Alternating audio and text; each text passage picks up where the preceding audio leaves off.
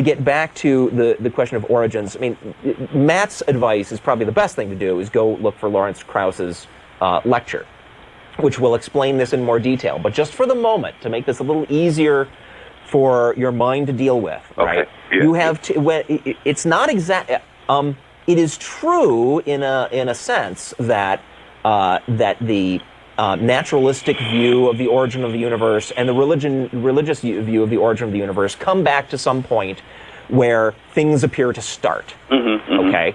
Now, the details and the much more complex, deep physics details of that you get from that lecture. But there is a difference between the naturalistic view and the religious view. Okay. The naturalistic view is at that starting point. Yeah.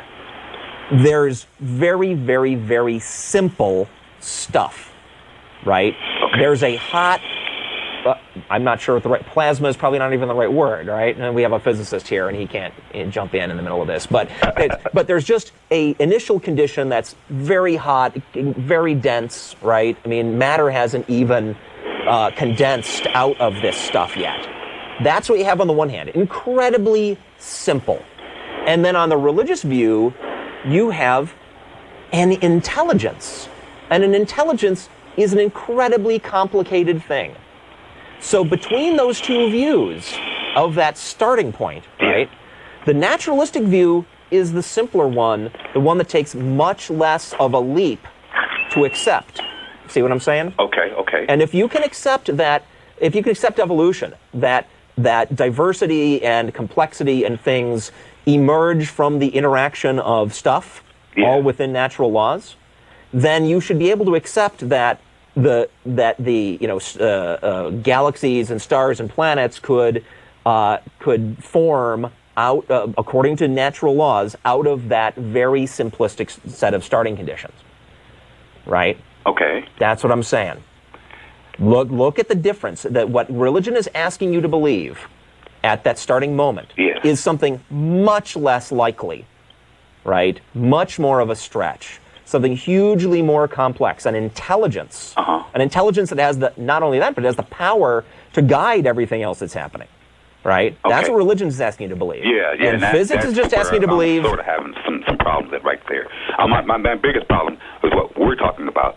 Is what we're talking about is that starting point, man. That one initial starting point. And I guess if I can just wrap my mind around that. We're recommending you watch that lecture. That's what I need to do, man. The other thing that I'd say is that, not quibbling over the ideas of nothing or whatever else, we're at a point where we understand that at some point the universe began to exist in the current form that we observe it. And we've identified, we label that in most of the time we label that as Big Bang. Big Bang cosmology. I mean, it's already been confirmed to the extent possible that we can confirm it by cosmic microwave background radiation that it did in fact happen. So then you say, what happened before the Big Bang? Well, maybe, hang on, it may be the case that is a bad question. That the nature of time in the universe is such that question just cannot be asked with any coherence and therefore cannot be answered.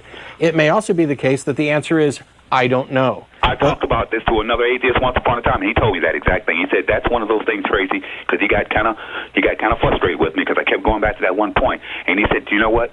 That's one of those things that are just unknowable." And No. How many no's was that? I did not say unknowable. No, I didn't say you. I said I was talking to another I understand, but you were equating me. You were telling me that was not that's not what you said, but that's what he said. And right. So let's not talk about what he said. Let's have this conversation between us. Right. I didn't say unknowable. I said that is something that we simply don't know. We may be able to find out. And the reason I'm harping on that point is because it's going to matter a whole bunch here in just a second. All right. What you're saying is that instead of saying we don't know, you find it more plausible that there is an intelligence for which you have no evidence, and your argument is that either this is just what I believe or this is just what seems more plausible to me. More plausible, yes. And I would ask you, how on earth can you determine that it's more plausible when you have no evidence to support it? Well, it's the same thing. You have no evidence to support what you're saying either. No. The beginning of the thing. Now, you have some evidence as far as the Big Bang, and I agree with you on that. And Tracy. You have some evidence when it comes to evolution. But you yourself have no evidence. We're both having to take a leap of faith how this whole thing got started. No, we're not, Tracy. Tracy, no leap of faith. Here, look. Here's a line where this pen is. This Okay. represents the Big Bang. And I'm saying, I don't know what happened before that. And Okay. you're saying you believe that it's most plausible that an intelligence caused it. I'm not taking a leap of faith. How dare you represent that I am? You're taking a leap of faith. You're saying that you find it more plausible that there's an intelligence behind it.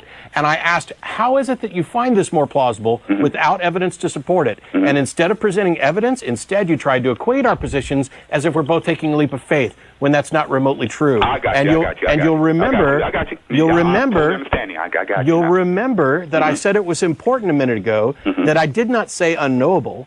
I said I don't know. And you're okay it is with not that for only it is not only important because And it's, you're okay with that for now. I'm not only okay with it, Okay. I'm overjoyed with it. All right. Because I have not taken a walk down the credulous lane of arguments of ignorance that allow me to posit the existence of a creator for which I have no evidence at all. Because what happens as soon as I start believing that is it curtails all further investigation down that path. As second you accept an answer as the most plausible one without evidence, Yeah. your journey is done. As soon as you say, I don't know, but let's see if we can find out, that's when the journey begins. It's not a leap of faith. Dude, I got to tell you. It is not a leap of faith. No, it's not, because you're not going to commit either way. I mean, to have a leap of faith, you're right. I said that wrong, because if you automatically say, I don't know, it doesn't take a leap of faith to say, I don't know. You're right, bro. There you go. I'm 100%. Hey, man, listen, I appreciate you taking the time to talk to me, man. I really Sure. do. And I don't know how or why, but these things help me every now and then. I'll call you guys every now and then, man. And But hey, stop by sometime. Thanks a lot, Tracy. I all right, appreciate it. bye-bye, guys. Later.